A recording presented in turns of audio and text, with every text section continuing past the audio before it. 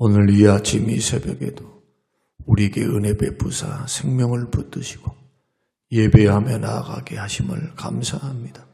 21일 동안의 기도를 잘 마치게 하시고 또 하나님 앞에 예배의 훈련, 기도의 훈련 받게 하시며 많은 주의 뜻을 듣게 하셔서 우리 심령에 은혜를 부으시고 깨닫는 은혜를 주셨나이다.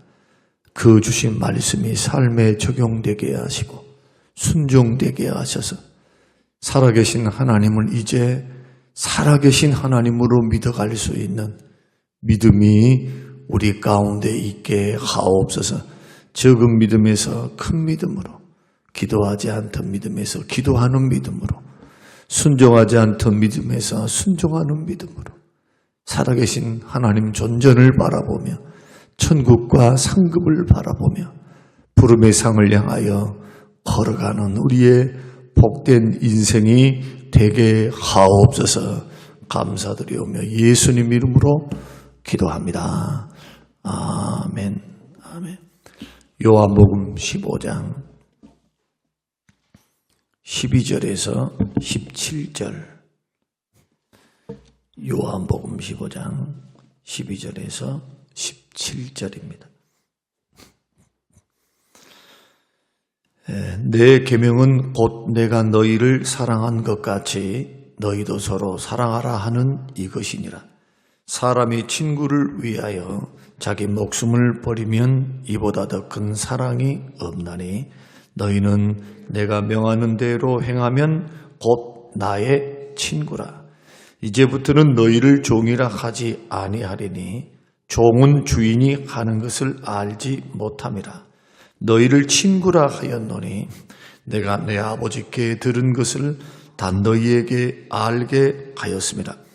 너희가 나를 택한 것이 아니요 내가 너희를 택하여 세웠나니 이는 너희로 가서 열매를 맺게 하고 또 너희 열매가 항상 있게 하여 내 이름으로 아버지께 무엇을 구하든지 다 받게 하려 함이라. 내가 이것을 너희에게 명함은 너희로 서로 사랑하게 하려 함이라. 아멘. 아멘. 우리 주님께서 가룟 유다가 떠나자 포도나무, 참 포도나무와 가지 비유를 통해서 예수님께서 말씀하시고자 하는 것은 골자는 하나입니다. 나를 떠나서는 아무것도 할 수 없다. 나를 떠나서는 아무것도 할 수 없다. 반드시 가지는 참 포도나무 대신 예수님께 접붙여 있어야 한다. 예수님을 믿는다고 고백을 하면서 삶 속에서 일상 24시간이라고 하는 삶 속에서 우리가 세상을 살아가는데 그때 말씀이 떠나지 않도록 늘 어떤 사건, 사고, 문제, 어떤 여건이 우리 가운데 주어질 때, 일상 삶이 주어질 때 말씀에 붙잡혀 있는가? 말씀을 떠나지 않고 말씀에 붙들려 있는가? 항상 말씀이 살아있는가? 주의 말씀이. 그리고 또한 주 안에 늘 주님을 의지함으로 기도하고 있는 것. 이게 주님 안에 거하는 것. 주님께 접붙여 있는 것. 그러니까 예수 믿습니다 하는 믿음에서 이제는 주님과 동행하는 믿음이겠죠. 동행하는 믿음. 그 실상 많은 사람들이 교회는 주일날 나옵니다. 그러나 평상시는 주님과 관계가 없습니다. 주를 믿는다고 하는데 동행하는 삶, 주 안에 거하는 삶을 실패할 때가 많습니다. 그러니 구해도 응답이 없어요. 그러니 하나님의 뜻이 뭔지, 주님이 원하심이 뭔지를 모릅니다. 왜? 주의 말씀이 그 속에 거하지 않았기 때문에. 자꾸 주의 말씀을 듣고 묵상하고 그 말씀을 사랑하고 주님을 사랑하니까. 그렇게 하나님을 섬기는 사람들은 곁길로 가다가도 금방 돌아옵니다. 선악을 분별합니다. 주님이 기뻐하시는 일이 뭔지를 분별하게 돼요. 그리고 더 중요한 것은 분별해도 이길 수 있는 힘이 있습니다. 기도하고 있기 때문에. 기도로 성령과 늘 교통하고 성령의 역사와 주님의 힘을 공급받고 있기 때문에 분별돼도 이길 수 있습니다. 주의 길 걸어갑니다. 그러나 주의 말이 거하지 않고 평상시에 기도하지 않는 사람들은 알면서 안 됩니다. 감정도 안 됩니다. 나도 이길 수 없습니다. 승리의 길 못 갑니다. 우리는 이런 부분들을 절대로 가볍게 여기면 안 됩니다. 교회들 안에 평안한 교회만 있는 게 아닙니다. 우리가 알만한 교회에서 어제 큰 교회입니다. 분쟁이 생겨서 노예로 문의가 들어왔어요. 목사님하고 장로님하고 갈등이 생기니까 완전히 파는 겁니다. 장로장님 어떻게 받았는가? 정말 그게 맞습니까? 하면서 서류부터 시작해서 모든 걸 들춰냅니다. 이야기 즉슨 교회 건축으로 해놓고 많은 문제들이 생긴 거예요.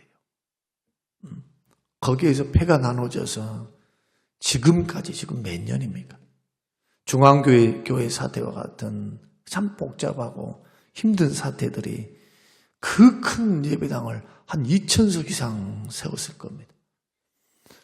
그러나 부흥은 안 되고 숫자는 원대로 모이지 않고 빚은 많고 그러다 보니까 성도들의 마음에 사랑이 식어지겠죠. 이런 일련의 일들 그걸 정말 지혜롭게 풀어갈 수는 없었는가. 또 그런 과정들 속에서 정말 주의 말씀이 그 속에 있고 기도함으로 하나님 앞에 그 문제를 들고 나갈 수 있는가? 일단 안 됩니다. 안 돼. 말씀과 기도로 평상시 훈련되고 준비된 교회가 아니면 그런 문제가 오면요. 말씀과 기도 속에서 하나님 앞에 기도함으로 풀어가려고 하는 게 아니라 자기 생각, 자기 판단, 자기 옳음. 그래서 언제나 감정 노름을 하려 해요. 감정 노름. 자꾸 내가 옳습니다. 이게 옳습니다. 하면서 옳은 것만 주장하지 어떻게 풀어갈 것인가에 대해서 이게 정말 성경적으로 맞는가? 이게 하나님의 뜻 맞는가? 오늘 뒤에 설명을 쭉 해드릴 말씀을 우리가 잘 들으셔야 합니다. 앞으로 우리 교회는 중직을 상당히 많이 세우는 겁니다. 지금 앞으로 부흥될 것을 내다보며 우리가 이전을 앞두고 하나님께 우리 일꾼들이 정말 기름 부음 받고 충성된 일꾼이 되어서 하나님의 몸된 교회를 잘 받드는 기회가 되자. 이것은 영적인 성수, 주의 말씀의 원리, 기도의 원리를 따라 걸어가면 그게 맞아요. 그러나 그렇지 않고 영적 성숙이 뒷받침되지 않는 상태에서 직분만 감당하게 되면 사단의 도구가 되는 것은 시간 문제고 아주 쉽습니다. 차라리 안 된 것이 오히려 더 나을 수도 있어요. 그런 사실을 반드시 기억하면서 이 길을 걸어가야 합니다. 저는 그런 사람 많이 봤어요. 싸우는 교회에서 있었거든요. 11년은. 어떻게 되는 과정도 너무 잘합니다. 교회가 어떻게 되는가, 성도들이 어떻게 되는가, 어떻게 해서 회개하고 돌아오는가, 그리고 남겨진 상처는 어떠한가. 그 10년, 20년 가지고 아무러질 상태가 아닙니다. 그 세대가 죽어야 되거나 그 세대가 지나가야 돼요. 그래야 아무러져요, 그 상처가. 우리는 그러한 어리석은 길, 주님이 기뻐하지 않는 길, 정말 좋자고 하나님의 영광을 위해서 한다고 하는데 교회가 사단의 운동장이 되어서 정말 그런 모습을 보면 가슴 아프잖아요. 주님 말씀하십니다. 정말 내 안에 있는 것 맞냐? 너희들 나의 안에 거하고 있는 것 맞나? 이렇게 물어보시지 않겠습니까? 그 표징이 뭐냐? 세 가지로 나타납니다. 첫째는 말씀 안에 거하는가? 기도하고 있는가? 그리고 열매가 분명한가? 오늘 본문에서도 열매를 맺게 하려. 항상 열매를 맺게 하려. 이 열매가 무슨 열매입니까? 사랑 열매입니다. 다른 열매가 아닙니다. 오늘 본문 말씀 12절 말씀도 내 계명은 그랬습니다. 주님은 자신의 계명이라고 말씀합니다. 이 계명이 무슨 계명인가? 내가 너희를 사랑한 것 같이 너희도 서로 사랑하라 하는 이것이 내 계명이라고 말씀합니다. 이것을 예수님은 또 이제 다음 장 이렇게 지나가다 보면은 뭐라고 말씀하느냐? 내가 너희에게 새 계명을 준다. 서로 사랑하라. 그렇게 말씀하시면서 16절 너희가 나를 택한 것이 아니요 내가 너희를 택하여 세웠다. 그러죠. 직분도 하나님이 세우셨고 우리를 구원하실 때도 지명하여 세우셨습니다. 만세 전부터 예정하사 우리를 택하셔서 우리를 구원하신 겁니다. 그런데 그 이유가 뭡니까? 너희로 가서 열매를 많이 맺게 하고 또 너희 열매가 항상 있게 하여 내 이름으로 아버지께 무엇을 구하든지 다 받게 하려 한다. 기도 응답의 비결. 말씀 안에 거하는가? 예수 안에 거하는 거예요, 이게. 기도하는가? 기도. 그 말씀을 붙들고 기도하는가? 세 번째, 여기서 열매는 무슨 열매냐? 사랑 열매입니다. 사랑하는가? 여러분, 기도 응답을 받는다고 하면서 여러분, 성경 말씀을 여러분 믿으셔야 합니다. 하나님과 나 사이에 죄가 있으면 그 죄가 우리의 응답을 가리웁니다. 영혼은 강팍하게 만들고 기도도 안 되게 만들고 은혜도 떨어지게 만들고 그러니까 자꾸 교회가 은혜가 떨어졌습니다. 이런 말을 하는 것은 둘 중에 하나예요.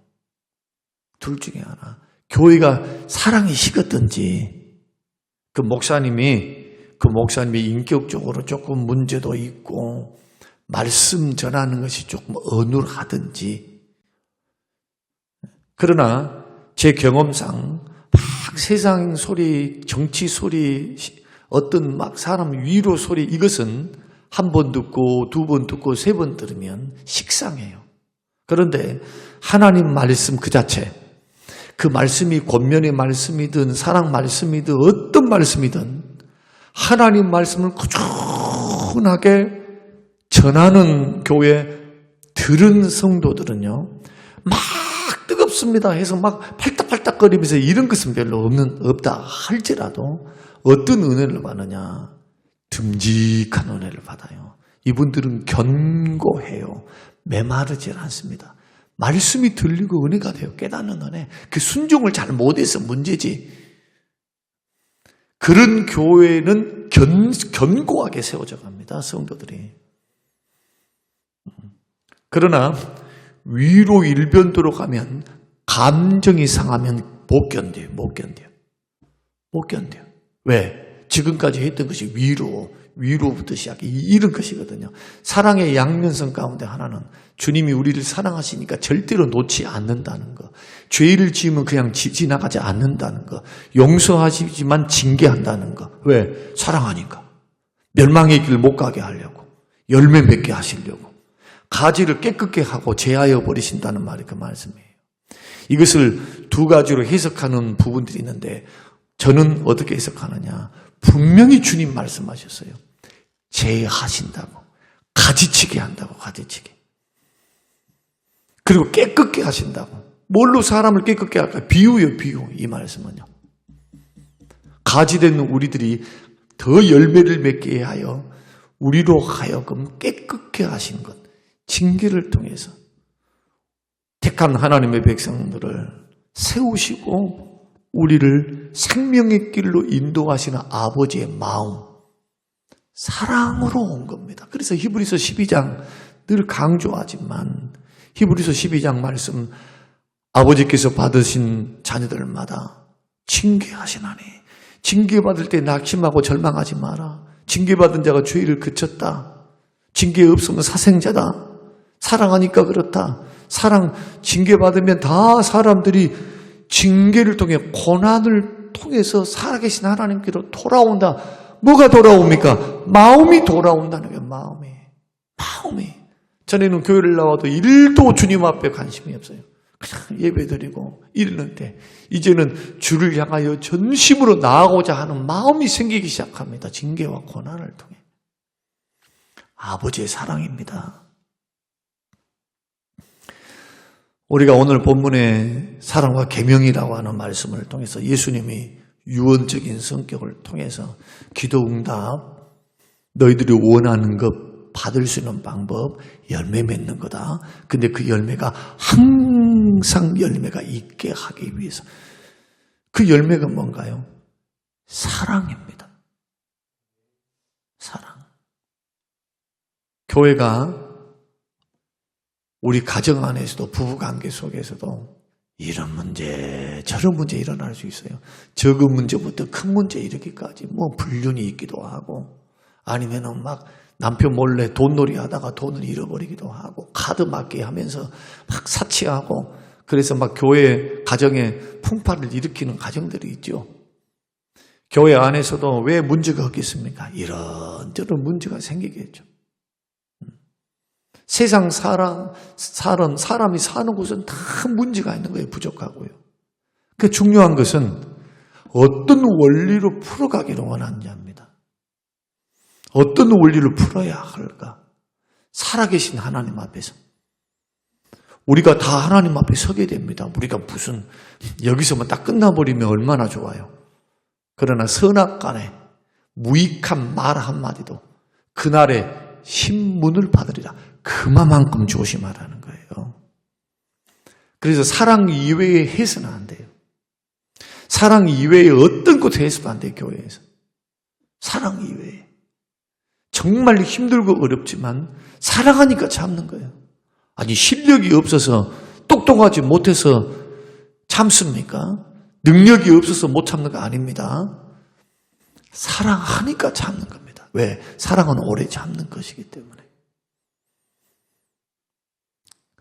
그런 의미로 본다면 사랑은 져주는 것이 되는 거고 사랑은 모든 의로움과 거룩함과 진실함을 따라가는 것이고 사랑하니까 불의를 기뻐하지 않는 것이고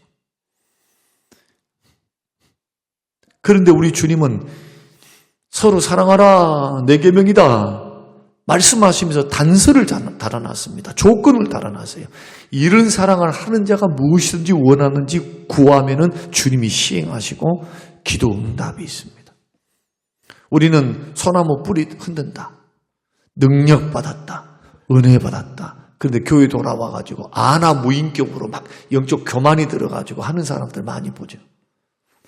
열매를 보면은 은혜를 잘못 받은 거예요. 오히려 하나님 만나고 능력을 받고 은혜를 받으면요. 예수님처럼 돼요. 예수님처럼 온유해지고 예수님처럼 겸손해지고 예수님처럼 친구를 위해서 목숨을 버려요. 너희는 이제부터 종이 아니라 친구라.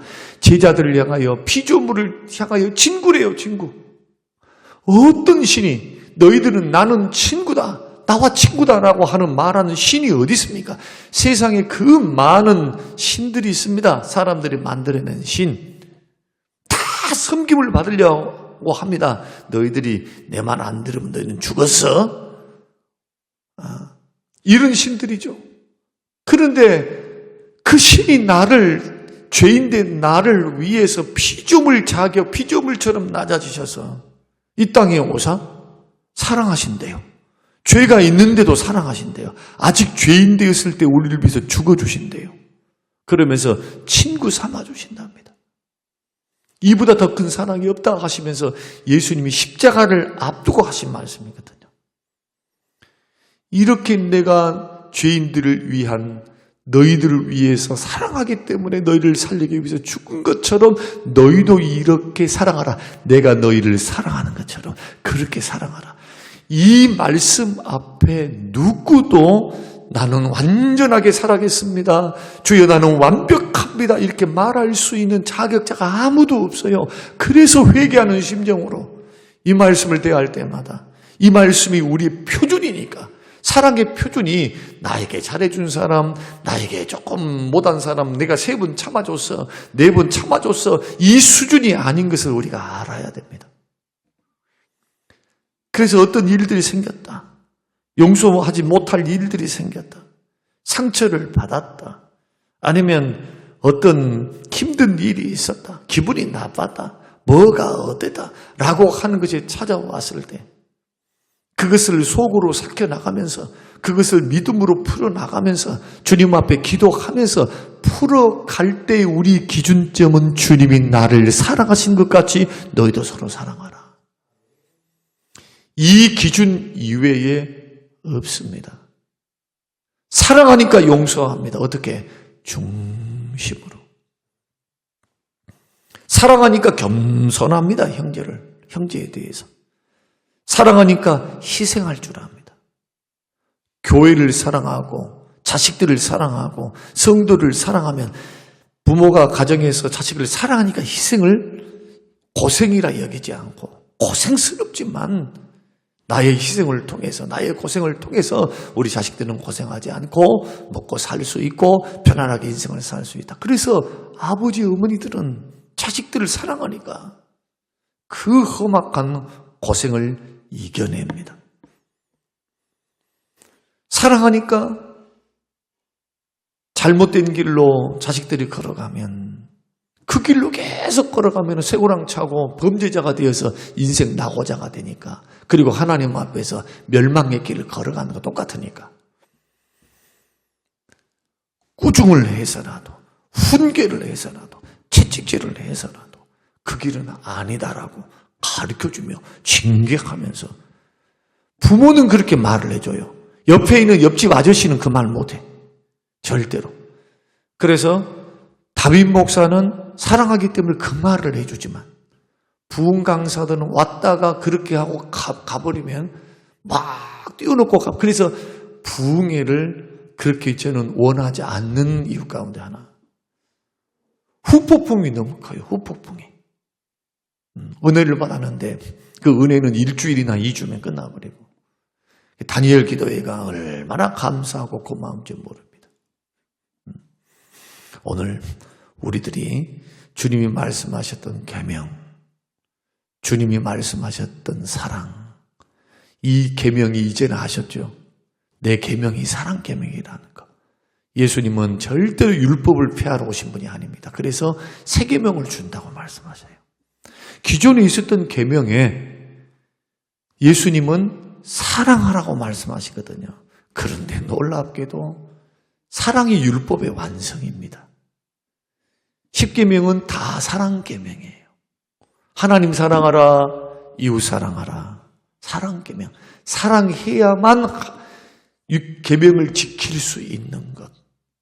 이것을 주님이 마지막 유언적 성격으로 우리에게 남기셨기 때문에 교회 생활하면서, 신앙생활하면서 또 새로운 분들이 오실 거고, 또 새로운 분들뿐만 아니라 앞으로 가면은 많은 사람들, 상처받으신 분도 오실 것이고, 또 믿음 없는 분들도 오실 것이고, 초신자들도 오실 것이고, 어떤 사연 있는 분들도 오실 것이고, 세상에 살면서 범죄자들도 오실 것이고, 다양한 사람들이 오시겠죠. 앞으로 그것을 기대하며 우리는 기도하고 있습니다. 그때 정말 주님이 기뻐하시는 목회는 뭘까? 주님이 기뻐하시는 신앙생활은 뭘까? 사랑계명 순종하는 사람입니다. 사랑계명 순종하는 사람. 결론, 그 사랑계명을 지킬 수 있는 유일한 방법이 뭐냐? 주님을 사랑할 때입니다. 주님을 사랑해야, 뜨겁게 사랑해야 그 사랑 때문에 원수도 용서하고 주변의 사람들을 사랑하며 걸어갈 수 있습니다. 여러분, 힘들고 어렵지만 안 됩니다. 못합니다. 나는 괴롭습니다. 이러지 마시고 품을 수 없는 사람을 품어주세요. 사랑할 수 없는 사람을 사랑해 주세요.